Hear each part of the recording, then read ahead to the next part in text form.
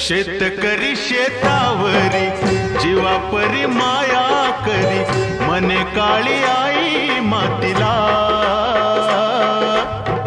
आनंदानं काळी आई भरभरून त्याला दे, डोईवर हात धरिला. दिसरातीचं करूया, राबूया जाऊया शेताला. जड घामाचं पाण्याचं प्रेमाचं शिंपूया शेता.